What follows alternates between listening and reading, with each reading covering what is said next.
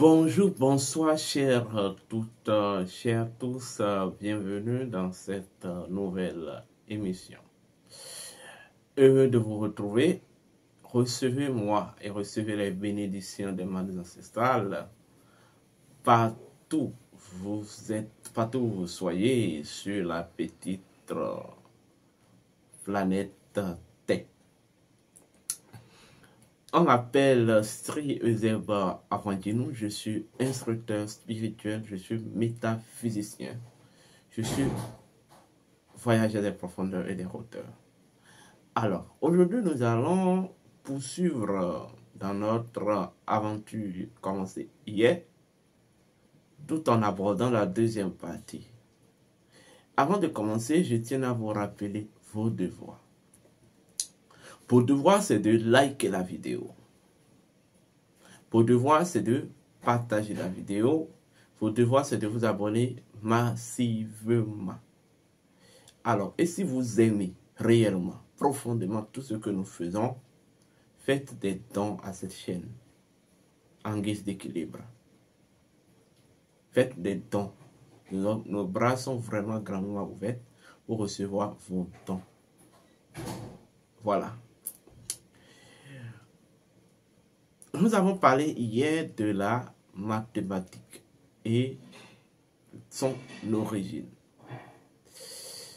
Mais au-delà de la mathématique qui est un ensemble de mécanismes et d'études de conditionnement et des énergies et de fonctionnement des énergies.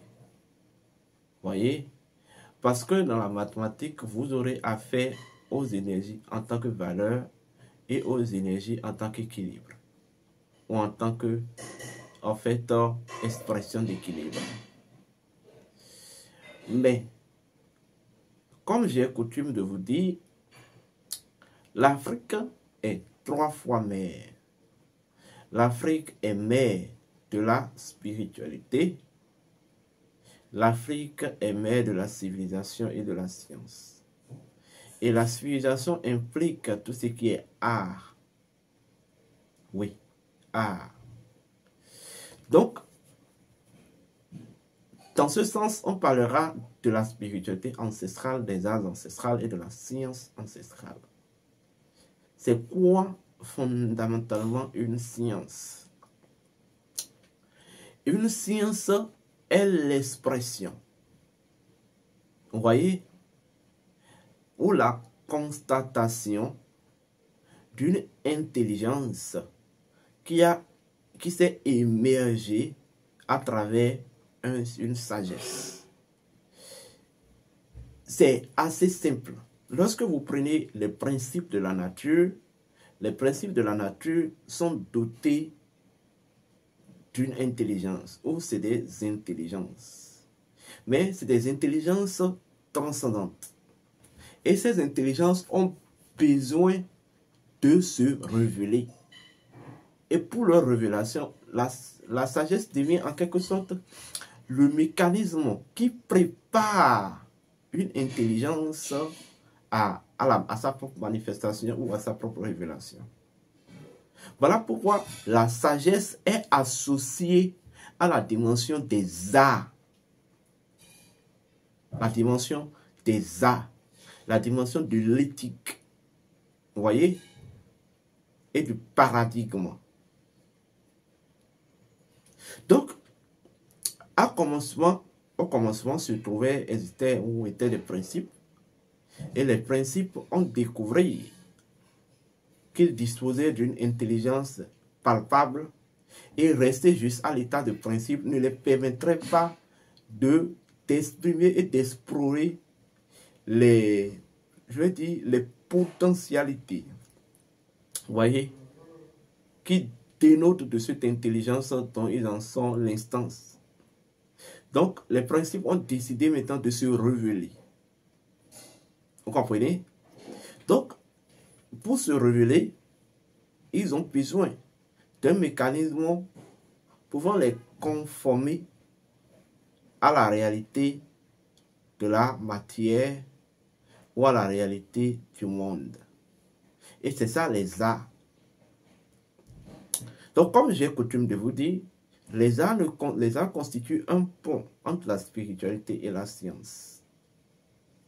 Les arts constituent, en fait, le mécanisme transitionnel qui convertit tout principe en fait et tout fait en principe.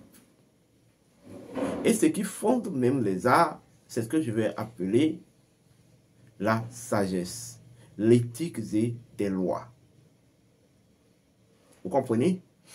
Comme vous le savez, la loi est dynamique. Mais la science, vous voyez, est la confirmation d'un principe qui a atteint l'apogée de son dynamisme. Vous voyez? Donc, dans la science, c'est les mêmes principes de la nature qui sont utilisés. Vous voyez? Mais dans une dimension de perception, vous voyez, tangible et voilà, manifestée. Donc, lorsque vous venez dans la tradition kémète, vous allez constater que nous avons des divinités et des entités. Et vous devez comprendre que les divinités, ce sont tout simplement des principes de la nature. Que vous découvrez, que les anciens ont découvert dans la nature et qu'ils ont instauré en tant que des points relationnels, des points de relation entre eux et la nature, entre l'homme et la nature. Vous voyez? Mais les 10 principes, ils ont évolué dans la perception de ces principes. Vous voyez? En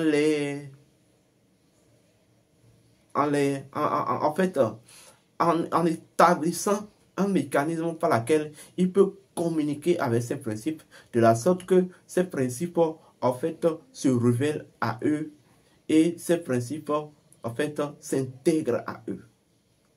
Et c'est ça les arts.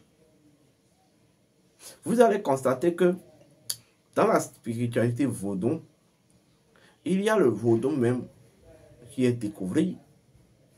Mais au-delà du vaudou qui est découvert, il y a tout un protocole autour. Il y a des cultes, vous voyez, et il y a des danses et tout ça en fait. Vous voyez, en fait, pour permettre, vous voyez, à l'individu, vous voyez, de converger ou de communiquer avec le principe qui est devant lui. Donc, l'objectif de l'animisme, ce n'est pas d'adorer des divinités. Non, nous n'adorons pas des divinités. Il faut enlever ça. Les divinités, ce sont des principes premiers de la nature. Et lorsqu'elles sont découvertes, il faut en fait parvenir en fait à communiquer, à interagir avec elles.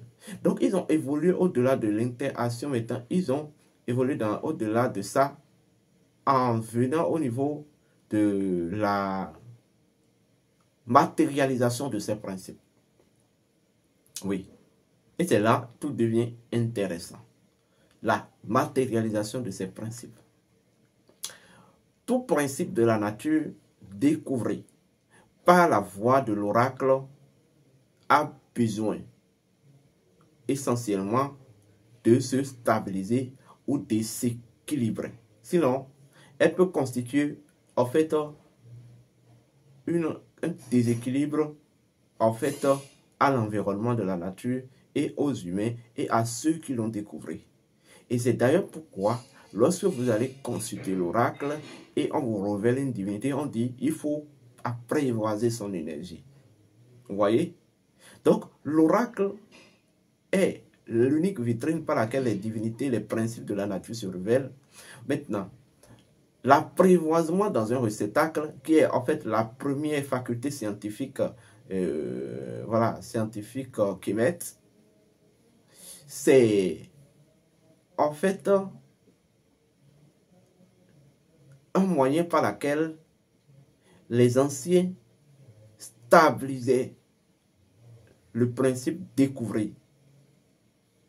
afin d'immortaliser son énergie Et de cette énergie immortalisée, de la sorte qu'il peut s'inspirer de cette énergie immortalisée pour maintenant générer des technologies. Donc, des réceptacles de divinité que vous voyez, ce ne sont que en quelque sorte des monuments. Vous voyez? Des monuments. Vous voyez? Donc, des monuments des principes de la nature, dont l'énergie est immortalisée et qui doit servir de pilier sur laquelle les adeptes doivent se baser pour, en fait, découvrir des innombrables technologies dans la nature. Donc, la science physique provient essentiellement de l'animisme. La science physique, son principe premier est clair et simple. Je vous le dis et je vous la livre. Parce que bon, moi, je suis l'homme des principes premiers. Un principe est une intelligence. Lorsque cette intelligence est découverte et se révèle par cette ultime vitrine qu'est l'oracle, elle a essentiellement besoin, son énergie a besoin d'être apprivoisée afin maintenant de servir de pilier aux découvertes des technologies issues de la nature à travers la nature propre de ce principe. C'est clair, en fait c'est simple en fait. Voilà pourquoi pour innover scientifiquement quelque chose, il va falloir d'abord que vous pensez à la chose, que vous en découvrez les principes premiers et que vous établissez un protocole, vous voyez, de mise en action ou d'opérationnalisation de ce principe que vous allez découvrir. Et c'est après avoir établi tout ça que, en fait, vous pouvez maintenant matérialiser tout ça. Vous voyez, les scientifiques peuvent parfaitement confirmer ce que je suis en train de vous dire. Vous voyez? Donc, la science physique, c'est un domaine de connaissance. Vous voyez? Qui permettait aux anciens, vous voyez, de monumentaliser les principes de la nature qu'ils ont découverts afin d'exploiter leur énergie pour, dans la quête de la rénovation de la nature, dans la quête, en fait, du service à la nature.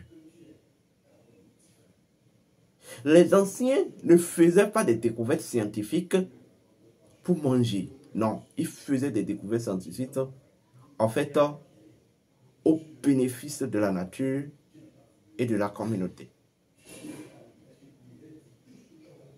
Et ça, tu me voyez. Donc, la science physique est basée essentiellement sur la mise en opération de l'intelligence cachée ultime ou de l'ultime intelligence cachée en la nature de chaque principe de la nature. Voilà. Je veux exactement découvrir un système par lequel les peuples peuvent avoir de la lumière, c'est l'électrifier. Dans la nature, quel est le principe qui est lié à l'expression de la lumière? J'irai découvrir d'abord ce principe et c'est tout simplement le principe, voilà, de l'électricité ou le principe de la virilité universelle. Ça veut dire que ce principe existait dans la nature et lorsque j'ai découvert ce principe, j'étudierai ce principe.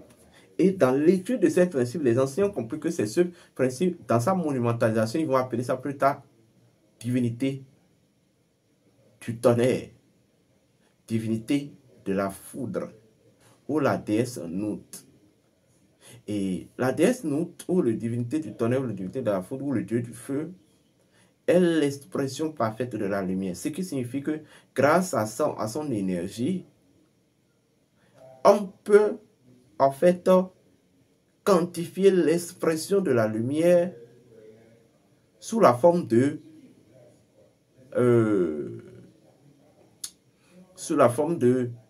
d'électrification environnementale. Donc, les anciens, ayant découvert ce principe de la nature, cette divinité, ce principe de la nature que j'appelle le principe de la balance universelle, ils ont compris, ils ont essayé d'établir des lois associées à ce principe-là, des lois qui peuvent servir de base d'éthique par laquelle il peut à travers laquelle il peut interagir avec le principe. Vous comprenez? Exemple, les dites lois, je donne l'un des dites lois.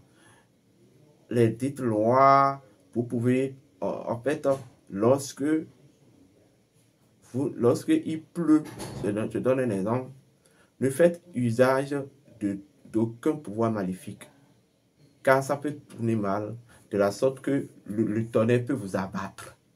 Ça, par exemple, c'est des protocoles, c'est des lois qu'ils ont découvert, vous voyez, afin de permettre ce principe-là, d'être dynamique. Et avec ces lois, ils se sont inspirés pour générer une monumentalisation de ce principe.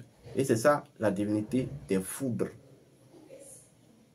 Donc, par ce monument aussi, ils se sont basés sur ce monument en tant que pilier maintenant pour découvrir maintenant des technologies.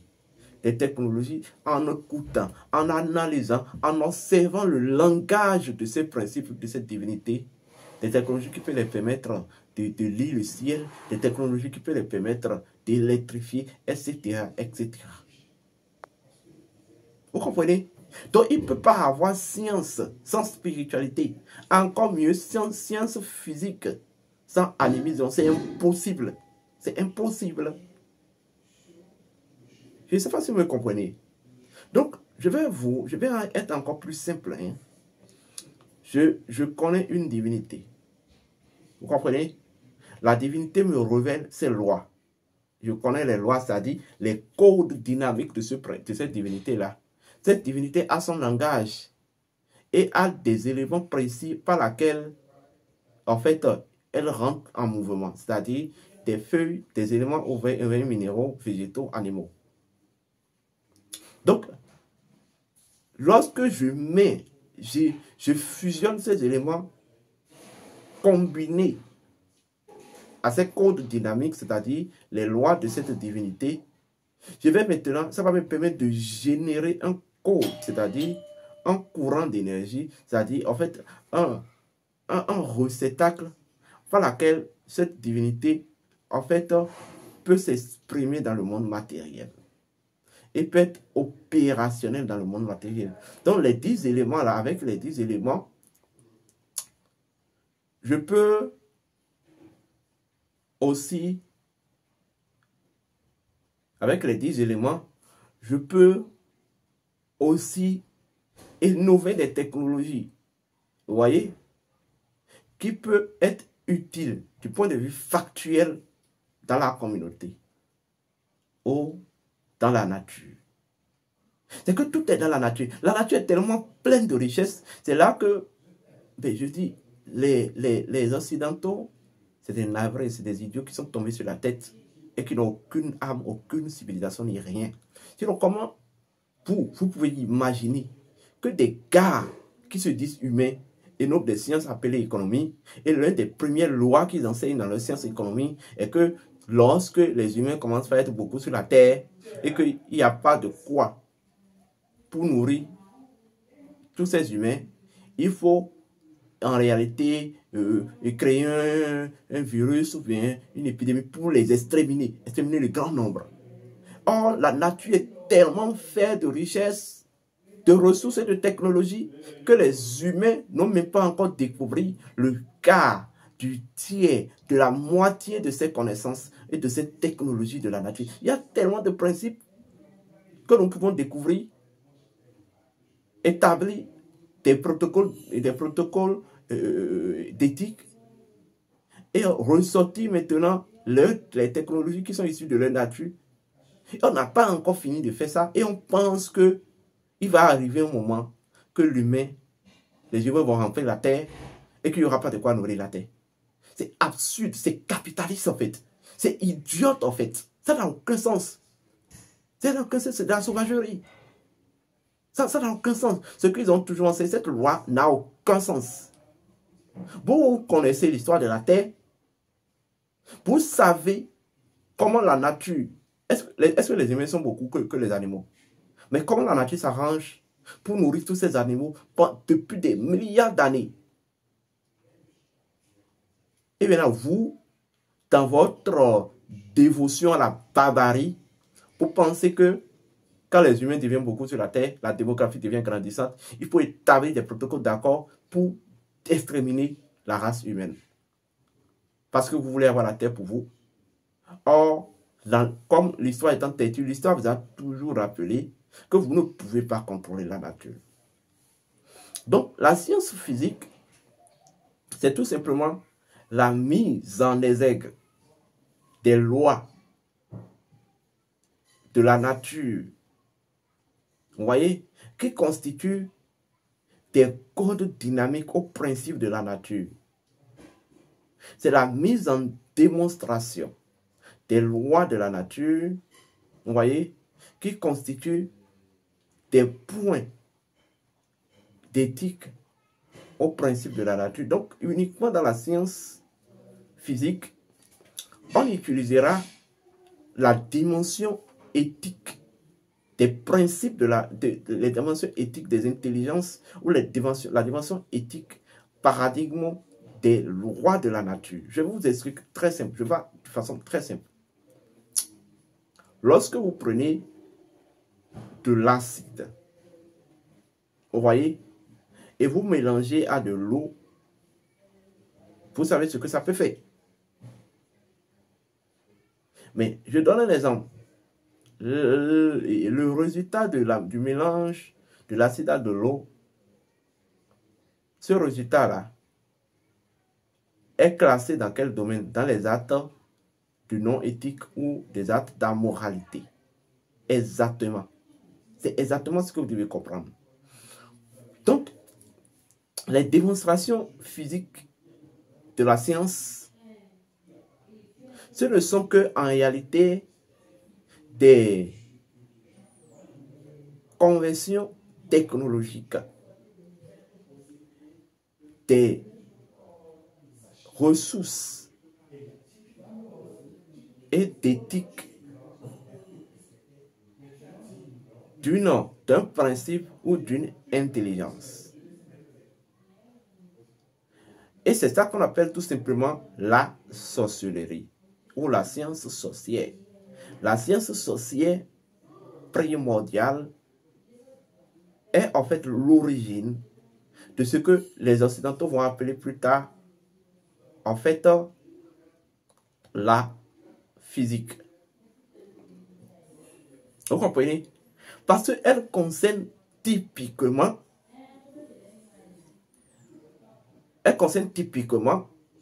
les configurations d'éthique, des principes et des intelligences et des codes d'intelligence.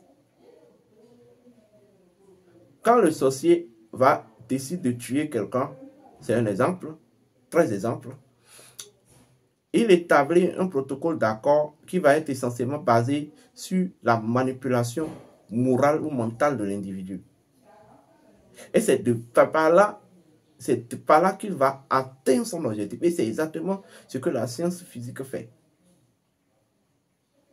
Or, lorsque vous allez il y a d'autres sciences ancestrales qui sont au-delà de la physique. Vous comprenez? La manière dont il y a les bombes atomiques qui relèvent de la science physique, dans la science sociale, il y a des innombrables technologies qui peuvent servir à la défense. Vous voyez? Donc, ce qu'il faut garder dans la science physique, ce n'est pas les intelligences, ce n'est pas les principes, vous voyez, qui sont directement mis en exergue, mais la dimension éthique des principes qui sont mis en exergue ou qui sont mis dans un essai technologique. Vous comprenez? Voilà pourquoi la physique évolue dans une polarité, dans une technopolarité. La physique est une base de technopolarité. Et ça, si vous me comprenez. Voilà. Maintenant, il y a 8 lois essentielles qui fondent la science physique et qui constituent même le fondement même de la science sociale. Oui. La première loi connue pour tout physicien et tout sorcier, c'est la loi du mentalisme. La loi du mentalisme permet de créer d'abord la réalité de ce que vous voulez. Et c'est ça que le sorcier fait. Les sorciers créent l'illusion réalité de ce qu'ils veulent. Et c'est ce que les scientifiques font. Ils vont générer d'abord un schéma de leur objectif. Là, à part ça, nous avons la deuxième loi, qui est la loi de la correspondance. La loi de la correspondance vous permet en quelque sorte de trouver un point de ressemblance de votre objectif dans la nature et dans l'histoire et de se baser là-dessus afin maintenant de créer ou d'atteindre votre objectif. Je donne un exemple. Je veux créer une voiture. J'ai déjà généré le schéma de la voiture. La deuxième loi va permettre de faire quoi? Dans la nature, ça va permettre de remonter dans l'histoire, de me baser en quelque sorte sur un prototype que l'histoire avait connu. Et de ce prototype, il va s'inspirer, épuiser l'énergie de ce prototype maintenant, améliorer pour atteindre l'objectif de son invention. C'est ce que tous les scientifiques ont toujours fait. Lorsque vous revenez dans le cadre sorcier, lorsque la réalité, l'illusion de la réalité de ce que le sorcier veut est générée, il faut maintenant une énergie ancestrale ou ancienne liée à cette personne-là dans la famille, où il faut maintenant une cause. Vous voyez, issue même de l'histoire de l'individu, qui va lui servir maintenant de base, vous voyez, et de source d'inspiration, vous voyez, pour atteindre son objectif, pour améliorer son plan. Vous commencez bel et bien par comprendre. Troisième loi, c'est la loi de la vibration. La loi de la vibration. Oui, la vibration. Lorsque j'ai généré ou j'ai créé ne serait que le schéma de mon invention, c'est-à-dire l'illusion de ma réalité, de mon objectif, et que j'ai trouvé une énergie sur laquelle je peux me baser, un prototype.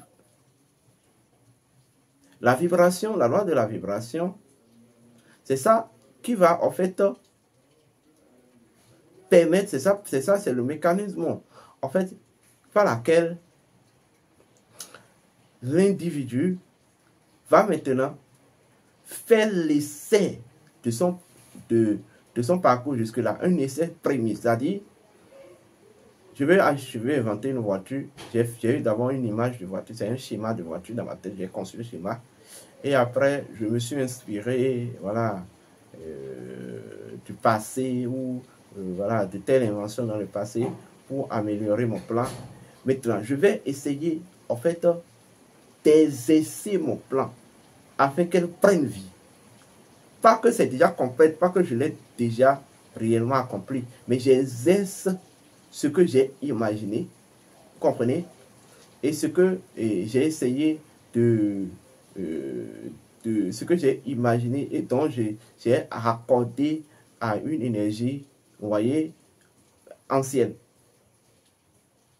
Donc, je vais faire des essais. C'est là où vous allez entendre que lorsque dans les lieux de science ou dans les laboratoires, quand on découvre quelque chose, bon, on fait le schéma d'abord du virus qu'on veut découvrir, on essaye de découvrir, on imagine, et maintenant, on s'inspire des anciens virus pour, en fait, améliorer. Et lorsqu'on s'inspire de ces anciens virus, on va maintenant passer un premier essai, qui n'est pas du tout encore l'invention.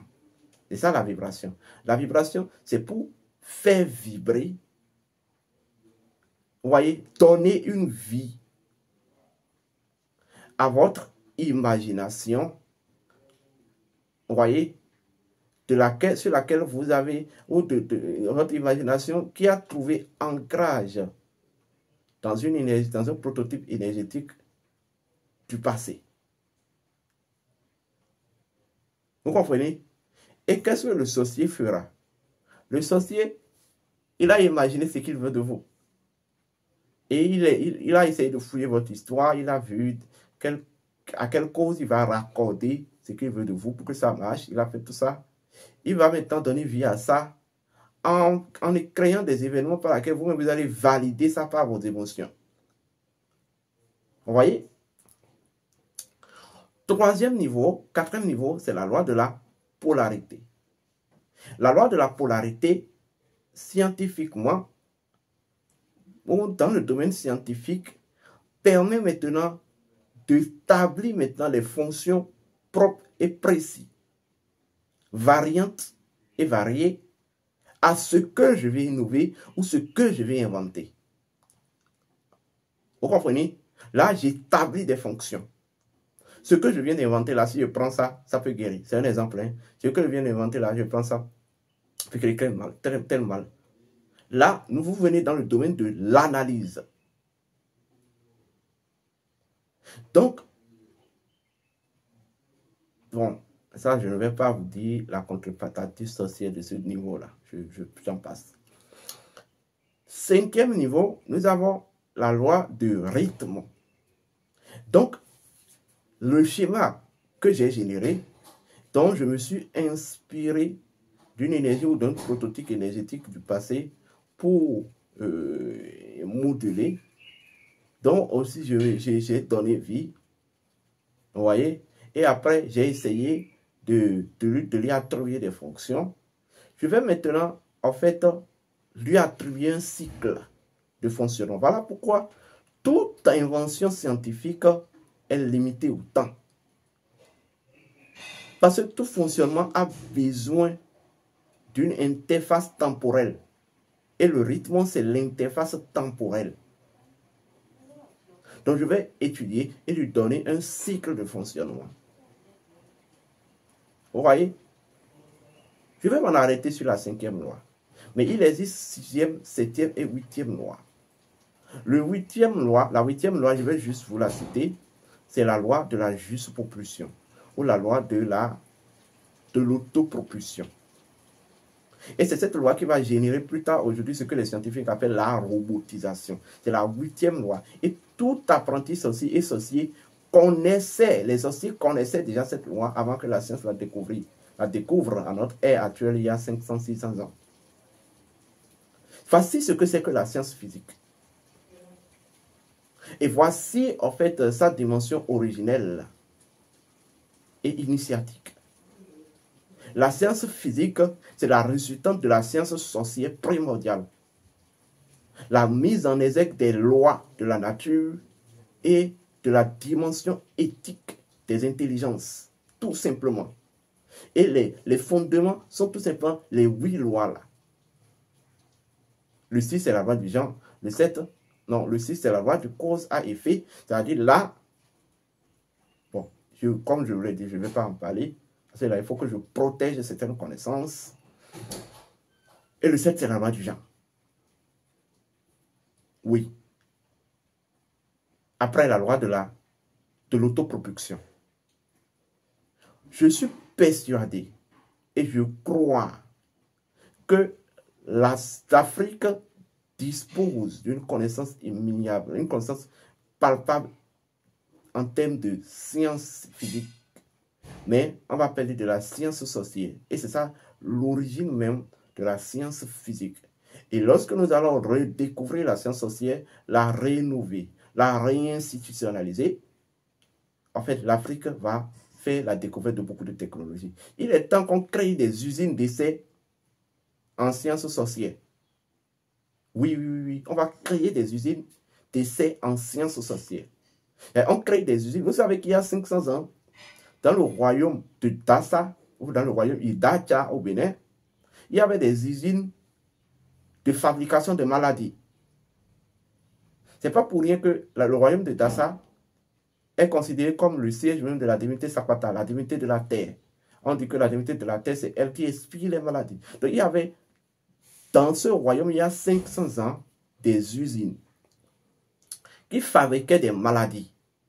Et quand ils fabriquent ces maladies-là, quand ils ont envie d'attaquer un peuple-là, ils envoient d'abord ces maladies dans ce peuple pour affaiblir le guerrier. Et puis après, ils s'en vont pour exterminer le peuple. L'Afrique doit rénover ces choses-là. Nous devons. Les gars, ils ont déjà découvert les armes atomiques. On n'a plus besoin de ça. Mais je vous assure que la science sociale dépasse les armes atomiques. Inventons, innovons juste des usines en essai de sciences, de technologie sociale et recrutons les jeunes, formons-les dans la pure sorcellerie et dans la pure science sociale et c'est tout. Et vous allez voir ce qui va comme ça cette fois-ci. Je sais de quoi je parle, hein. Comme moi, je ne le cache pas, je suis un sorcier. Ça, il faut que je vous le dise. Je m'en fous royalement des armes du blanc. Je m'en fous royalement du papier du blanc. Mais je maîtrise la connaissance des anciens, la connaissance ancestrale. Je maîtrise Kama. Et c'est comme ça l'Afrique peut se développer. Aujourd'hui, vous êtes en plan terrorisme.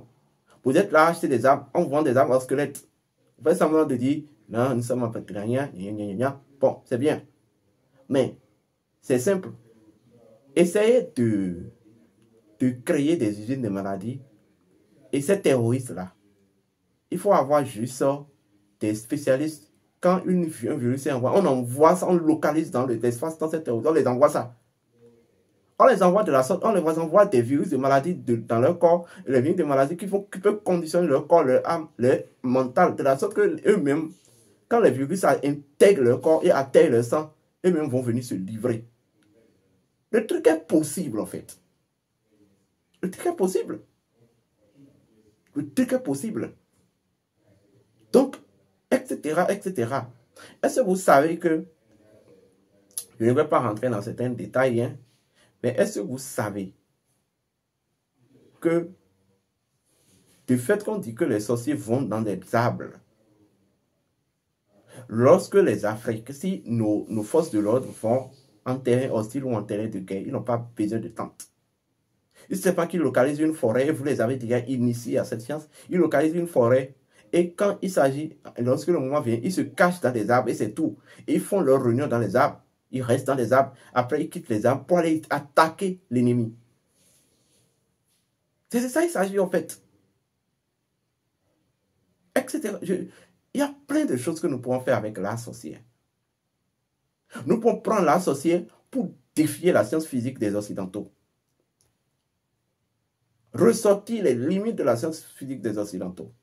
Je vous ai dit qu'ils se sont inspirés de cette fonction des sorciers à voyager par les avions et par comment on appelle ça? Les oiseaux. C'est de ça qu'ils se sont inspirés pour générer des avions. J'espère que vous me comprenez et je sais que vous me comprenez.